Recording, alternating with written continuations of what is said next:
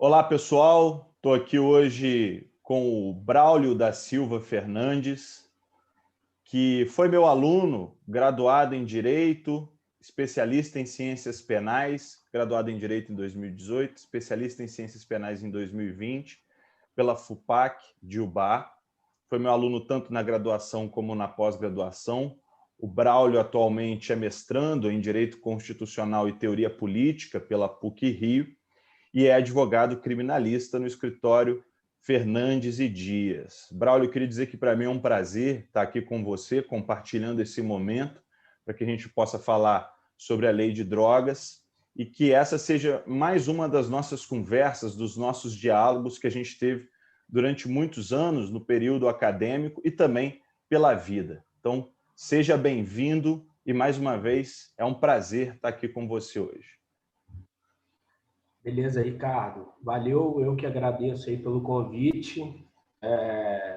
Como você falou aí, fui seu aluno, tive o privilégio de ser seu aluno aí na graduação e na pós-graduação, e sempre demonstrei aí uma certa inquietação com o tema referente à lei de drogas e vamos falar um pouco dela aí hoje. Vamos embora.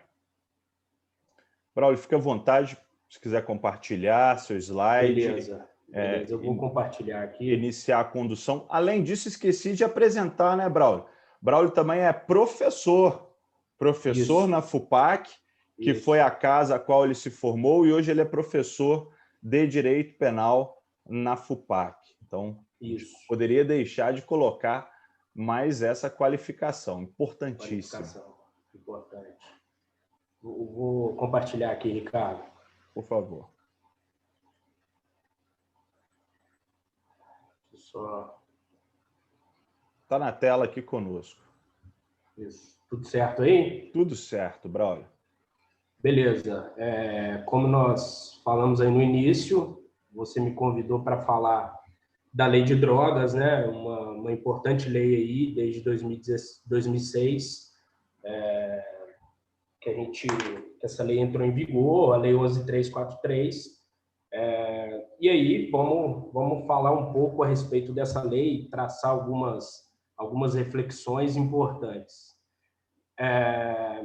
Eu acho, Ricardo, que para a gente comentar aí sobre a lei de drogas, né, a gente ainda vai falar dos tipos penais, mas eu acredito que a gente precisa entender como a questão de drogas, como essa guerra às drogas, ela se iniciou no Brasil, e aí entender o porquê de guerra, né? Primeiro, a gente precisa ter ciência de que o Brasil ele nunca teve uma política própria de drogas.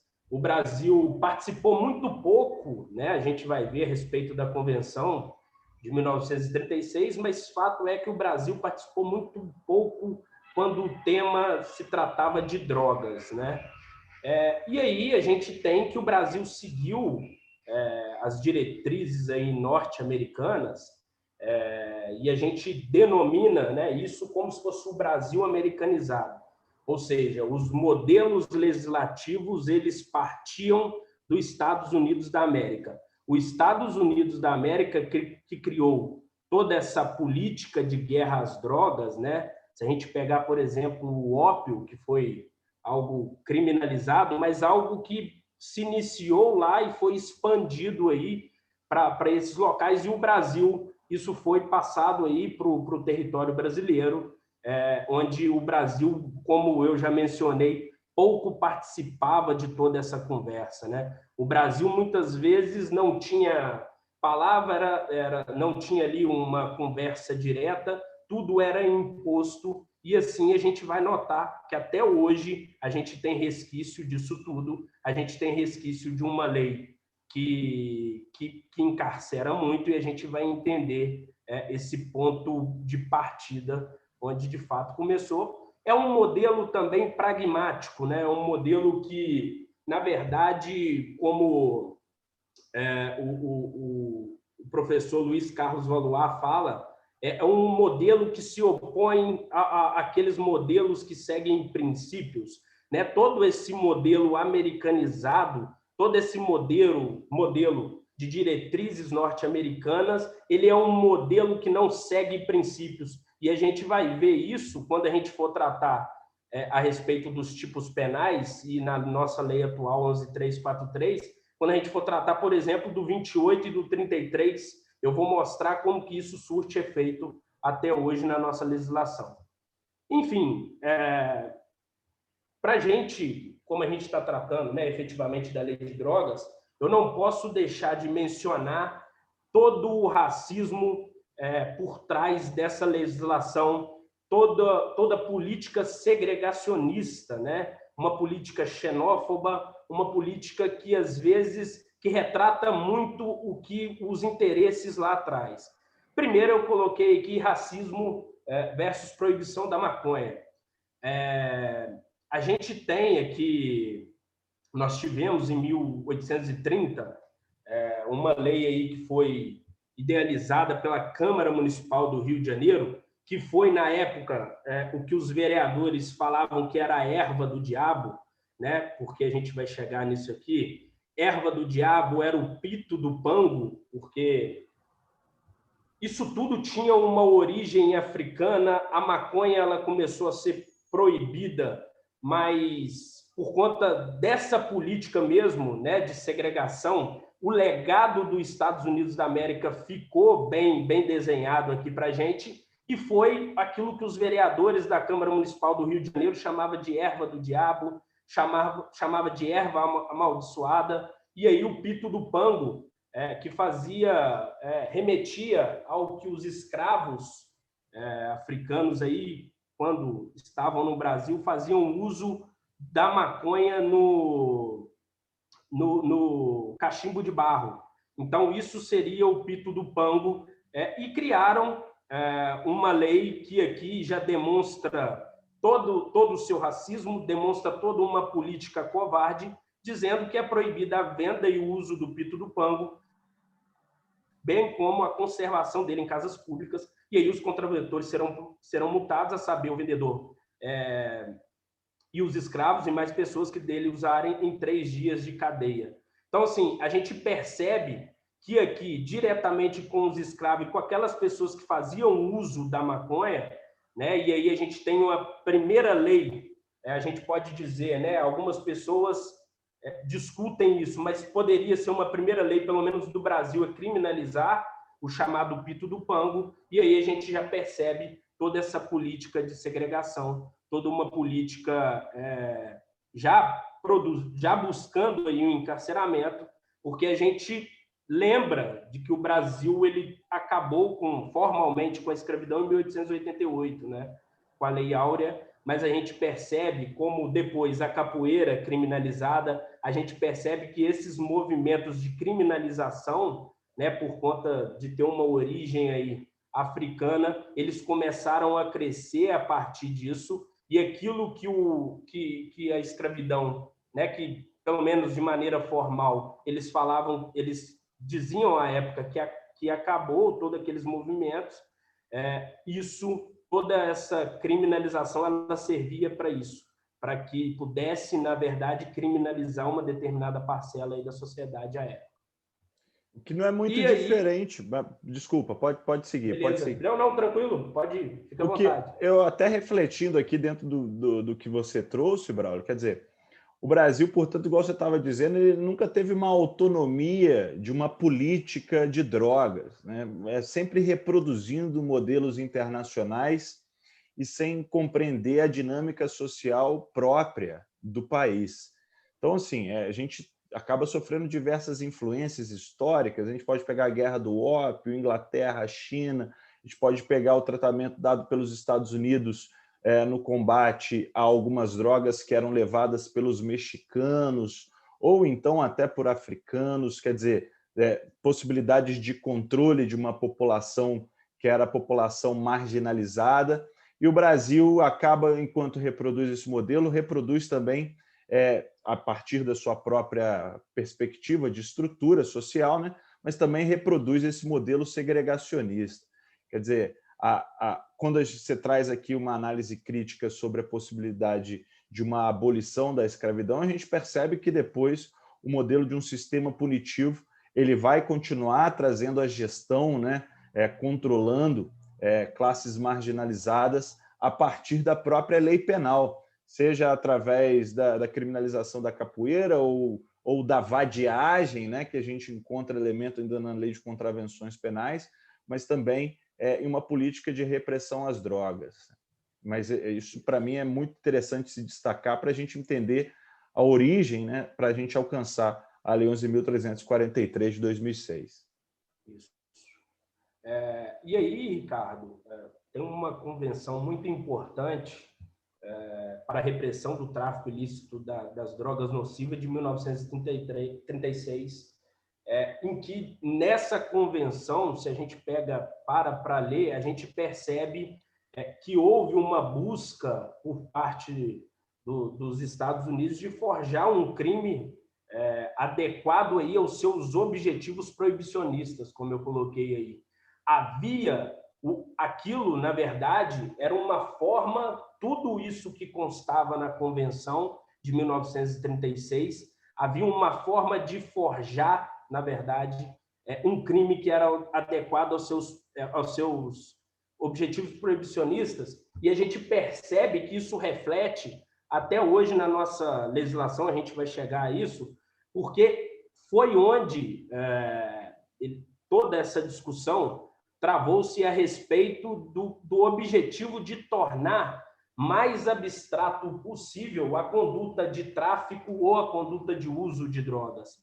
Foi onde a gente percebeu, e muitas pessoas, né, a gente percebe quando a gente estuda sobre o tema, há uma relação muito grande de pessoas discutindo a respeito.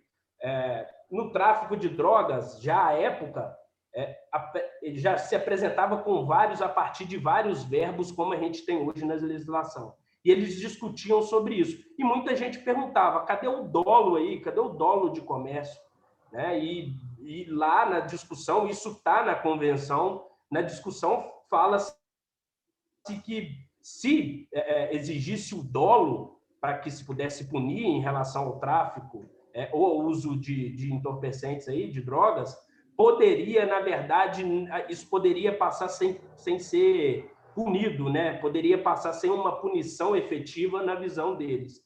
Então, foi onde essa convenção ela idealiza um tipo penal abstrato. A lei de drogas ela começa a ter as suas condutas ali a partir de uma abstração, né? Que a gente vai ver mais à frente. Então, todo esse entorno, toda essa visão, a gente tem que ter para que a gente possa chegar até a efetiva Lei 11.343 de 2006. Saindo disso, tendo toda essa ideia, né, de que nós passamos por essas discussões e que essas discussões elas foram aumentando, mas, na verdade, o Brasil ainda não tinha voz para tratar a respeito de drogas, ele não tinha uma política própria, e aí a gente percebe, a gente passa por outras legislações, mas aqui tratar a respeito da lei, né, do nosso objeto de estudo aqui, a Lei 11.343 de 2006, que vai instituir aí o Sistema Nacional de Políticas de Drogas, né? Primeira coisa que a gente tem que ter em mente, toda essa política que foi criada antes, né, já em 1830, com aquela lei da Câmara Municipal aí do Rio de Janeiro, já com toda essa ideia, aqui a gente tem que não é diferente. Aqui a gente percebe que a Lei 11.343 de 2006, ela novamente traz à tona a política de encarceramento em massa. Ou seja, há uma mudança de pena aí no tráfico de drogas e, com isso, a gente percebe que a gente tem uma tendência, né, no crescimento da população carcerária e toda essa política de encarceramento em massa. Primeira questão que eu queria trazer para a gente discutir sobre. A gente tem que o Brasil, né, de acordo aí com o Levantamento Nacional de Dados de Informações Penitenciárias, que o Brasil figura como terceiro aí quando a gente trata da população carcerária, né? Atrás aí dos Estados Unidos, da China, vem o Brasil e logo depois a Rússia. A gente percebe, a gente vai perceber isso de acordo com os gráficos, que eu vou colocar aqui, que o tráfico, nessa política de encarceramento em massa, ele tem uma grande responsabilidade. A lei de drogas ela tem uma grande responsabilidade no meio disso tudo, e é o que eu vou passar a partir de agora. Primeira coisa que eu queria mencionar é algo que é trazido pelo Luiz Carlos Valois, que tem uma obra interessantíssima sobre a guerra às drogas, de que o Estado, na verdade, ele aí, tanto o Estado, e aí falando de uma maneira geral, tanto a polícia quanto o judiciário, eles se unem numa política proibicionista e numa política aí da lei de drogas para que se possa efetivar aí todo esse cenário. Ou seja, a polícia ela prende, né? A polícia ela tem a liberdade ali de reconhecer determinada pessoa, de fazer uma busca ali pessoal, e a partir disso ela leva isso, ela prende essa pessoa depois vai ter um contato com o judiciário, e é onde o judiciário também, a partir disso tudo, a partir de palavras da polícia, muitas vezes, porque aquilo, toda essa questão de drogas, eu percebo muito na minha atuação, a palavra da polícia ela é muito forte, e a gente percebe que os tribunais superiores eles vêm mantendo isso, né? Porque parte de uma presunção relativa, ainda que relativa, de veracidade, mas que é uma presunção que muitas vezes, pelo desenrolar ali, pela apreensão ali promovida pelo policial, você não consegue produzir uma contraprova, você, enquanto advogado criminalista, não consegue, de fato, trazer uma noção ou, na verdade, trabalhar da mesma forma com que o Estado trabalha, de todo o aparato que o Estado tem, para que ele possa, de fato, criar uma punição, criar um criminoso e ali, de fato, levar essa pessoa para a cadeia. E, além disso... Importante essa consideração, né? Porque muitas vezes a gente pode estar diante de uma dinâmica processual desigual. Né? Desigual, muitas já vezes. que muitas vezes, então, a gente parte de uma presunção de boa-fé das autoridades públicas e grande parte desses delitos não vão ter provas para além disso, né? Às vezes a materialidade, claro, do objeto que foi localizado, mas testemunhas, outros elementos probatórios que pudessem colocar em condições, em pé de igualdade, às vezes são relativizados, né, Braulio? Isso. E eu, na verdade, eu tinha até... Deixa eu só... Eu não sei se... Não, mas tá tudo certo aqui, deixa eu ver. Eu acho que pulou um slide aí, cara, porque tinha um Tranquilo, slide... vamos lá. Se quiser retomar, senão a gente segue daqui mesmo. Isso. Vamos seguir daqui, mas vamos a gente embora. trabalha o que estava nele. O que acontece, Ricardo, é que muitas vezes a gente percebe, por parte do judiciário, de que o positivismo aí criminológico ele vive ainda, né? A gente acha muitas vezes que a gente evoluiu em relação a toda essa... para a teoria crítica, né, em relação à criminologia, mas a gente percebe que essa doutrina positivista ela ainda está muito no meio de nós, né? Porque eu já presenciei em uma audiência uma triste e lamentável fala aí de um magistrado de que ele, logo que o acusado ali ia prestar o seu interrogatório, ele estava entrando na sala e ele logo falou, antes que essa pessoa entrasse, quando a pessoa senta aqui, eu sei se ela é usuário ou se ela é traficante, né? Como se fosse ali possível a olho nu, né? Desconsiderando diversas questões importantíssimas, né? A questão social, toda uma questão, ele, a partir do olhar dele para essa pessoa, ele consegue notar se ela é usuária ou traficante, né? Isso é muito estereótipo, triste. Né? E do preconceito. Isso.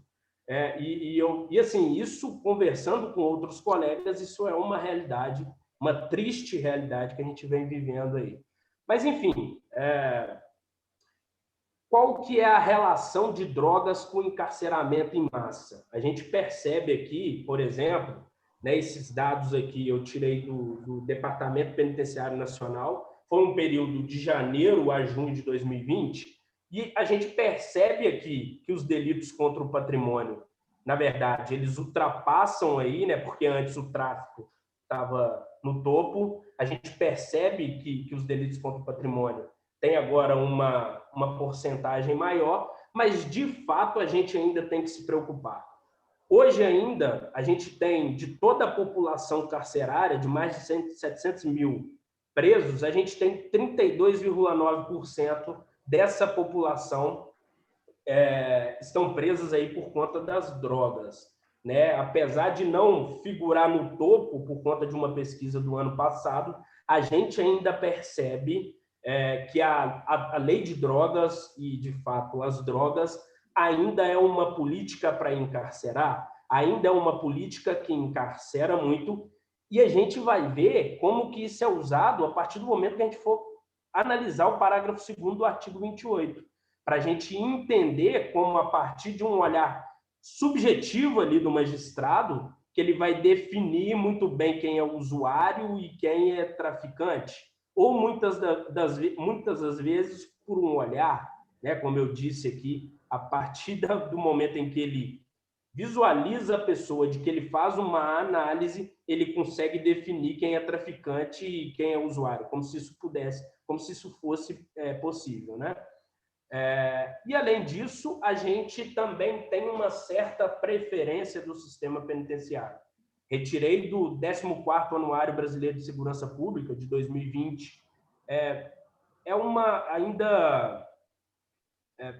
que a gente tem a população negra aqui no topo, né? Por exemplo, a gente, como eu falei, a gente tem mais de 700 mil presos e a gente, a partir disso, tem 64% dessas pessoas são negras, né? Que entram no sistema penitenciário, e aí a gente já percebe uma política racista, muitas vezes, né? Como tudo que a gente estudou, né? A gente estudou nos slides anteriores, a gente percebe que tudo aquilo que foi construído foi bem construído, né? Porque hoje a gente percebe que isso aparece de uma maneira muito simples. A gente não precisa fazer um esforço muito grande para entender o que o Brasil, sendo que não tinha uma política própria, que foi aderindo às políticas aí, principalmente dos Estados Unidos, e onde isso levou e onde a gente está hoje, né? E outra coisa, eu queria chamar a atenção, que é uma crítica também no livro do Valois, que ele fala o seguinte: essa lei, né, que encarcera muito, lá de 2006, é uma lei que foi aprovada aí pela esquerda, né? A gente precisa ter essa noção crítica também. Ah, Braulio, mas você é um cara de direito? Não, enfim, eu sou um cara que tem as minhas preferências políticas, né? Me identifico com a esquerda, mas a gente precisa entender e fazer uma própria crítica. A esquerda, ela não sabe lidar, muitas vezes, com a questão criminal. A gente percebe aí, por esses anos passados aí, de que a gente teve a criação de várias leis, a gente teve o aumento do preceito secundário aí, da pena efetivamente de vários delitos. Então, a gente é algo que a gente precisa repensar. A gente ainda não tem, nem tanto a direita, nem tanto a esquerda, nem qualquer outro partido político que saiba lidar com a questão criminal efetivamente. Queria fazer uma consideração dentro disso tudo que você está apresentando para a gente. Pegar aqui um raciocínio que me foi surgindo dentro da sua apresentação, das suas provocações, né?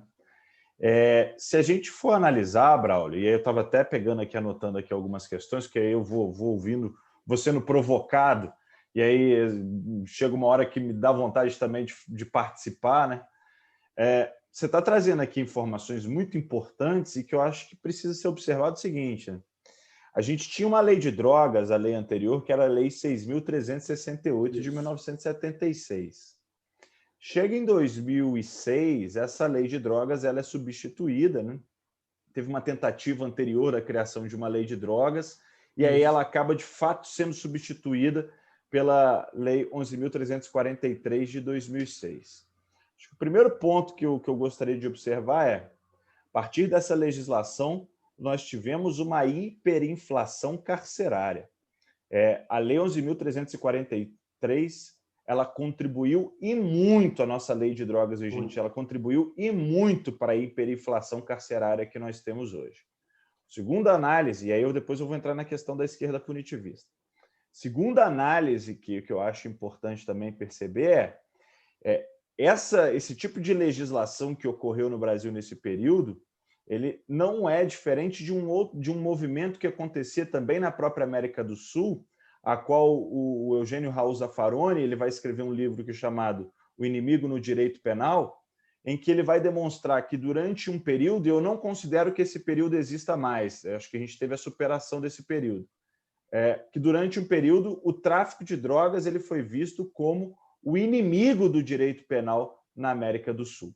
Então, a gente teve no combate ao tráfico de drogas, né, por essa política criminal punitivista, a gente teve a violação de diversos direitos fundamentais, né, processos que eram muito mais duros para poder combater a figura do tráfico de drogas. Isso chega a um ponto, inclusive, que quando a gente tem a instalação das UPPs no Rio de Janeiro, né, da política que foi feita pelo Sérgio Cabral com apoio do governo federal, a gente tem aquelas imagens de pessoas que estão fugindo de comunidades e, enfim, de favelas no Rio de Janeiro para demonstrar qual era o grau de violência que se tinha no combate às drogas. Quer dizer, desde a década de 90, essa narrativa foi sendo construída para que pudesse gerar esse tipo de conflito bélico que foi muito interessante. Eu não acredito que hoje o tráfico de drogas seja mais visto como o inimigo no direito penal, até porque políticas internacionais, como você destacou, continuam influenciando o Brasil. Então, quando estados americanos legalizam a maconha, isso vai, de alguma forma, arrefecer o ímpeto punitivista brasileiro. Quando países como o Uruguai ou até exemplos europeus descriminalizam a maconha, eu estou pegando só a maconha especificamente, isso diminui o ímpeto punitivista. Mas isso não pode, e aí eu acho que o mais importante é a gente entender o contexto histórico, onde a gente teve, de fato, esse endurecimento da legislação, que foi um período onde a gente tinha um governo que era um governo, se não for só de esquerda, de centro-esquerda, né? E aí você traz muito bem, não sabem refletir sobre questões, muitas vezes, questões relativas ao direito penal. É o que uma escritora, uma criminalista muito famosa, que vai trabalhar até com questões de abolicionismo, Maria Lúcia Caram, vai chamar de esquerda punitivista. Né? Então, a gente acaba insuflando o nosso sistema político penal na forma de combater determinados atos, e aí a gente acaba, se você se encontra, evidentemente, no espectro da esquerda, você acaba sendo incoerente com diversas pautas que são comuns a esse espectro quando a gente fala de questões relativas à dignidade da pessoa humana. Não que a direita não tenha, pelo amor de Deus, não estou dizendo nessa questão. Mas como isso tem sido muito pautado pela esquerda, chega a ser incoerente e é preciso ter essa reflexão sobre essas políticas públicas. É porque quando a gente fala, na verdade, em relação faz essa crítica em relação à esquerda, pode parecer para alguns que a gente estou falando bem da direita, sou de direita, nada disso. Às vezes, como eu estou falando por mim mesmo, mas a gente percebe, Ricardo, como você bem destacou aí, que a gente não sabe, a gente ainda não conseguiu lidar com esses fenômenos criminais, né? Principalmente quando se trata aí da questão de drogas, né? A gente sai, se eu não me engano, na lei, qual que era a lei? 6.368. 6.368. 76. Que isso, a gente sai, acho que de uma lei, de uma pena máxima para o tráfico de 5 anos, né? E a gente vai para 15. Né? Então, é um salto gigantesco. E com as causas de aumento, depois a gente vai analisar, se eu pego isso dentro do artigo 33 e lá no artigo 40 faço a inserção de algumas causas de aumentos, eu posso levar uma pena de 25 anos, né? A gente tem que pensar por aí. Então, assim, como é destacado, é uma pena muito grande e é algo que foi idealizado, que foi, né, aí colocado em prática no nosso governo aí que estava no poder em 2006. Né? E seja de esquerda ou seja de direita, o É, importante é ter essa o reflexão importante isso, ter essa crítica. reflexão, ter esse viés crítico, né, Ricardo? Sim. De qualquer maneira, acho interessante. Vou seguir.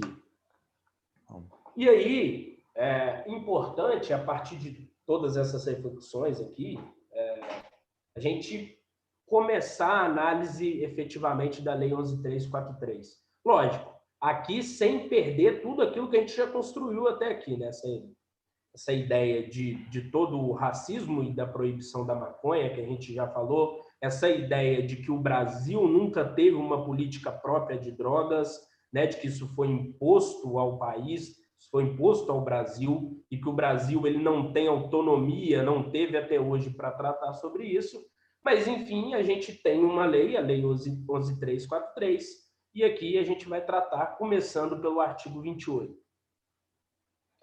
A gente percebe, né, Ricardo, quando a gente faz uma análise do 28, que são vários verbos aqui também, assim como a gente tem alguns verbos aqui, não como no 33 que a gente vai analisar, mas a gente tem que quem adquire, guarda, tem em depósito, transporta ou traz consigo aí para consumo pessoal drogas sem autorização em desacordo com determinação legal ou regulamentar será submetida às seguintes penas.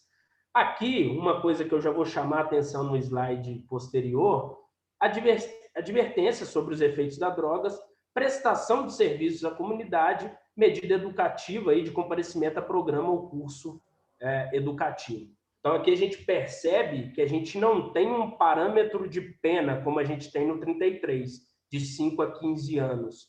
E aí é um dos fenômenos que eu vou chamar a atenção no próximo slide. E aí, no parágrafo 1º, a gente tem que as mesmas medidas submete quem para o seu consumo pessoal, semeia, cultiva ou colhe plantas destinadas à preparação de pequena quantidade de substância ou produto capaz de causar dependência física ou psíquica.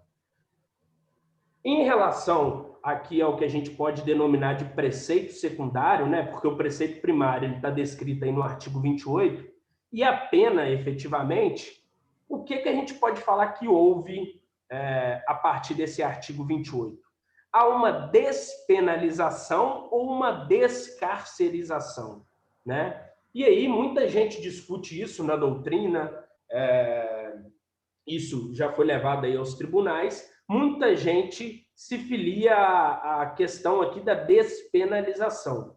O que eu acho, na minha concepção aqui, se a gente analisa, por exemplo, a prestação de serviço à comunidade, que é uma pena que está dentro da pena restritiva de direito, sendo uma das suas opções, a gente percebe que eu não posso falar que houve uma despenalização, assim como há uma advertência, mas eu acho que aqui eu não tenho, e aqui o evento aqui grande mesmo, e o que aconteceu de fato, foi uma descarcerização. Eu não tenho pena privativa de liberdade por delito do 28, mas eu tenho pena como essa de prestação de serviço à comunidade, que ela está dentro aí de uma pena restritiva de direito. Então, o grande fenômeno aqui, a meu ver, estou trazendo isso aqui porque é uma discussão muito grande, é o fenômeno da descarcerização e não da despenalização. Eu acho que seria um erro a gente falar que houve uma despenalização. Né? Concordo. Né? E, além disso, Ricardo, andando aqui de mãos dadas com o que a gente falou antes, o bem jurídico protegido aqui, saúde pública, e eu coloquei até um ponto de interrogação. É muito abstrato, né? A gente está tratando aqui de um crime vago, se a gente pudesse falar dessa forma. É muito abstrato isso aqui, e isso é fruto, proteger a saúde pública, né? ou proteger as pessoas que usam a droga, a gente, na verdade, criminalizando com o artigo 28, a gente está protegendo a saúde dessas pessoas e de toda a coletividade, eu acho que é muito abstrato. Eu acho que isso faz parte já, a própria saúde pública, né? A gente não define muito bem, é um bem jurídico que já vem de muito, né, sendo imposto aí ao Brasil, numa política abstrata contra as drogas. A saúde pública sendo o seu bem jurídico, a gente vai ver que isso se repete nos próximos tipos penais, é algo abstrato, é de uma abstração muito grande, e eu acho que isso já é, né, fruto de uma construção que a gente tem a respeito da política de drogas. Eu acho muito abstrato, eu acho muito cômodo, né, para o Estado punir, para o Estado, de fato, imputar uma pena a determinada pessoa com base no bem jurídico saúde pública. Além disso... Essa tendência que tem de se criar, né, cada vez mais tipos penais, onde a gente tem uma hipótese de polo passivo que seja multivitimário, enfim, a atingir a bens difusos, bens jurídicos difusos. A lei de meio ambiente tem lá o seu valor quanto a essa questão, mas isso justifica e muito diversas legislações punitivistas sem que a gente crie reflexões sobre a questão do sujeito passivo. É algo, como eu disse, muito cômodo, né, Ricardo? Muito cômodo. Né, dentro dessa política de drogas, vou fixar aqui como um bem jurídico protegido a saúde pública, e isso por si só já orienta toda essa lei. Mas, além disso... Brevemente só, porque quando a gente entra na discussão do princípio da alteridade, né, que não poderia o direito penal, portanto, atuar quando uma pessoa ela causa lesão, perigo de lesão a si mesma, e aí muitos alunos, nos períodos iniciais, acabam perguntando, mas e a drogas para consumo pessoal? Quer dizer, a gente tem que responder que ali está se tutelando a saúde pública como bem jurídico, o que acaba, enfim, causando até uma frustração, né? Frustração. Grande frustração. Isso tudo se resume aí quando se trata, por exemplo, a gente vai ver a respeito do princípio da insignificância, a gente vai ver porque há uma justificativa muito pesada, ou assim, não é uma justificativa, a meu ver, por parte do STJ quando ele fala que não se aplica o princípio da insignificância, mas a gente vai ver. Mas aqui se trata de um crime de perigo abstrato, ou seja, o perigo aqui ele é presumido, eu não preciso demonstrar um perigo concreto a determinada pessoas. Aqui há um crime de perigo abstrato. O perigo em si, por si só, no tipo do artigo 28, ele é presumido. E aí a gente leva algumas discussões, como o Ricardo travou, traçando aí essa questão de abstração, tanto da saúde pública, do bem jurídico protegido, desse uso de drogas versus o princípio aí da alteridade. Será que, na verdade, a gente sabe que o princípio da alteridade, eu só vou punir lesão ou ameaça de lesão a terceiros, né? E aí, quando eu fixo a saúde pública como um bem jurídico, na verdade, eu entendo aí que nessa saúde pública busca tutelar a própria saúde do indivíduo que está usando, mas da coletividade, a gente percebe que para trazer essa questão da coletividade é para que não possa afrontar diretamente o princípio da alteridade. Porque a gente, no uso das drogas, eu não consigo, de uma maneira concreta, visualizar que isso ofende bens jurídicos de terceiros.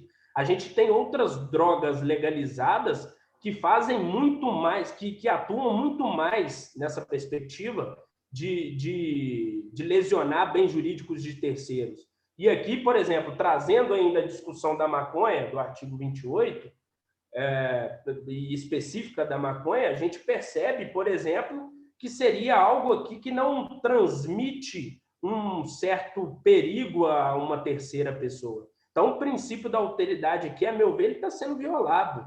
né? Eu estou punindo uma conduta que a pessoa está, se ela está fazendo algum mal, é um mal somente a essa pessoa que utiliza. Além disso, muita gente discute o uso de drogas com o princípio da lesividade. Será que realmente há uma lesão? Eu posso falar que o uso de drogas aqui previsto no artigo 28, ele lesiona algum bem jurídico mesmo? Ele tem essa capacidade de lesionar algum bem jurídico? E essa é a reflexão. Também acho que não. Acho que ofende tanto o princípio da alteridade quanto o princípio da lesividade, né? Mas há uma discussão gigantesca a respeito disso, e eu percebo que o recurso extraordinário 64, 65, se eu não me engano, a gente vai ver ele mais à frente, ele usa, como foi proposto pela Defensoria Pública, né, de São Paulo, ele usa como uma das justificativas essa afronta a esses princípios, né? Essa questão do crime de perigo abstrato, e traz também essa discussão afeta a saúde pública como bem jurídico protegido. Será que isso não é um fator de abstração para que, na verdade, eu não precise justificar determinadas condutas e que, de fato, precise apenas punir, precise apenas criminalizar?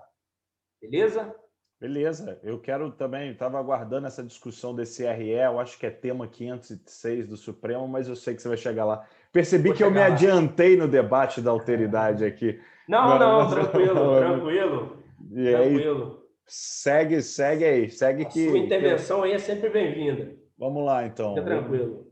E aí a gente percebe algo que a gente aprende na parte geral, né? Mas que isso caminha, né, com a gente em toda a parte especial, também na lei penal especial, que aqui trata-se de uma norma penal em branco heterogênea. Ou seja, para que eu complemente o artigo 28, quando ele trata que tiver em depósito drogas sem autorização, eu preciso de uma definição, eu preciso saber o que de fato é drogas. E para eu saber, na verdade, para eu descobrir esses conceitos, eu preciso ir até a portaria 344 de 98 para eu, na verdade, descobrir. Então, daí, a nomenclatura, a norma penal em branco e heterogênea, porque está numa portaria 344 de 98, que complementa tanto o artigo 28, o artigo 33, a gente vai ver no decorrer aí. Além disso, acho importante a gente fixar essa competência aqui. A competência de julgamento do artigo 28 ela é do Juizado Especial Criminal, né, que é onde trata dos crimes de menor potencial ofensivo. Né? A gente tem uma definição de pena lá no artigo 61 da Lei 9.099, mas em relação ao delito específico aqui do artigo 28, a gente tem o artigo 48, parágrafo 1º, que vai definir, né? E aí, quem quiser, na verdade, na oportunidade de fazer uma leitura, do artigo 48, parágrafo 1º, que ele fortalece, que ele destaca, então, essa competência do Juizado Especial Criminal. Desde que não seja praticado também com o artigo 33 ou com outros artigos que deslocam aí a competência. Mas em se tratando apenas do 28, a competência é fixada no Juizado Especial Criminal, que é o famoso GCRIM, né? Além disso, e aqui, como eu mencionei atrás, princípio da insignificância. Será que o princípio da insignificância ele pode ser aplicado no uso de drogas? E aí, com base na jurisprudência, especificamente do STJ, não se aplica, tendo em vista que se trata de um delito abstrato, ou seja, dispensando-se a demonstração de efetiva lesão ao bem jurídico tutelado pela norma. Eu percebo aqui, Ricardo, não sei qual a sua percepção, mas que todo aquele fundamento, ele se faz presente até na jurisprudência, né? Porque eu não aplico e eu tenho respaldo para eu não aplicar, e esse respaldo, para mim, ele é muito cômodo. Ou seja, não consigo demonstrar a efetiva lesão por se tratar de um perigo de um crime de perigo abstrato, então eu não preciso de maiores considerações em relação a isso. Eu concordo. Existem decisões pontuais do Supremo até aplicando o princípio da insignificância. Isso. Há algumas decisões aplicando, Mas assim, a gente vê como que é confortável manter decisões a partir da análise de um crime de perigo abstrato com um bem jurídico multivitimário, né? E isso leva até instâncias superiores, até tribunais superiores. Isso. A gente, na verdade, trouxe essa reflexão do princípio da significância justamente para a gente analisar isso, nesse fator de abstração. E também, como você falou aí do STF, muitas vezes o STF tem usado essa justificativa aqui. Tanto o STJ quanto o STF, apesar de ter alguns casos isolados, como você mencionou. Sim. Sim. Né? E aí, eu só ver aqui. Cara, eu pulei mesmo, não apareceu aqui um slide que eu tinha mencionado. A gente até vai tratar disso, do RE, mas a gente vai tratar logo aqui. A gente fala quando finalizar isso, eu não sei o que aconteceu, mas isso. Tranquilo. Mas, enfim, analisando aí, passando por essas questões do artigo 28, a gente tem também aí o parágrafo 2º, né? E o parágrafo 2º, ele é muito importante, e aqui essa questão do positivismo criminológico, a gente vai chamar a atenção para isso, porque aqui o juiz, a partir de tudo que ele tem na mão, tudo que foi construído em sede policial, tudo que chegou até ele analisando, fazendo uma análise subjetiva, e daí, por isso eu mencionei que é um tema bastante complexo, ele vai decidir se, na verdade, se trata de uso ou de tráfico, ou de venda, ou de outros verbos do 33, mas isso fica a cargo do juiz. E aqui eu já chamo a reflexão, uma visão, acho aqui, bem precisa, do Luiz Carlos Valois, de que ele fala que o judiciário ele tem agido como um verdadeiro aliado da polícia de drogas. Ou seja, o judiciário, mais uma vez aqui, ele, como tudo que a gente já falou, quando a polícia ela reúne todos esses elementos de prova e que isso tem que ser ratificado em juízo, a gente percebe que o juiz também ele tem um fator muito importante, uma posição muito importante aqui, que ele simplesmente vai decidir se houve uso ou se houve tráfico, na verdade. E, além disso, o juiz ele age aqui, muitas vezes, combatendo esses delitos, né? Muitas vezes com a sua subjetividade e com os seus preceitos ali de toda a sua formação, ele decide numa análise subjetiva se trata de uso ou se trata de tráfico. Isso é muito perigoso. Além disso, como eu mencionei lá atrás, há um positivismo criminológico muito grande quando a gente trata disso, porque às vezes eu não tenho esses elementos, ou seja, a natureza, a quantidade da substância apreendida, mas por conta do físico da pessoa, por conta de uma análise ali a olho nu, por conta do local, muitas vezes, em que a pessoa mora, né, na periferia, o juiz chega à conclusão de que houve um tráfico e não um uso, né? Então, é um critério muito subjetivo e eu acho que isso é muito perigoso. Além disso, muita gente menciona, e acho que é uma discussão também travada aí pelo Rogério Sanches, a respeito do princípio da taxatividade, porque isso tudo aqui é muito subjetivo e é muito vago. O legislador ele não conseguiu implantar algo objetivo, algo mais palpável para se definir o que é uso e o que é tráfico. Isso fica a cargo do juiz. Isso não viola um princípio aí, né, que é corolário aí da legalidade, o princípio da taxatividade, ou seja, eu não tenho algo taxativo para que eu possa aqui me posicionar acerca disso. Isso fica numa análise totalmente subjetiva a cargo aí do magistrado. Perfeito, perfeito. Acho que ao leitor ingênuo que analisa esse, e às vezes muito mais do senso comum e não tão técnico ou científico como a análise que você está trazendo, né? Pode parecer, não, mas o juiz ele está fazendo essas análises a partir de uma imparcialidade, levando em consideração esses elementos, A gente sabe que na prática não é bem assim que acontece, né? E basta analisarmos aí os dados. Quem faz pesquisas sobre o juizado especial, a gente vai ver qual é a clientela preferível do parágrafo 2º. Ao final, eu quero até trazer uma reflexão sobre a utilidade ou a inutilidade do artigo 28, mas eu vou deixar você seguir aí por mais algum ponto. Você já quer mudar para o tráfico de drogas? Porque a gente faz o intervalo agora para a gente não perder essa gravação. Isso. E a gente inicia uma nova gravação. Beleza. Tranquilo, pode ser? Sem problemas. Beleza. Pelas questões do tempo que a gente tinha conversado. Então, vou fechar essa e já vou abrir uma nova, Braulio. Tranquilo.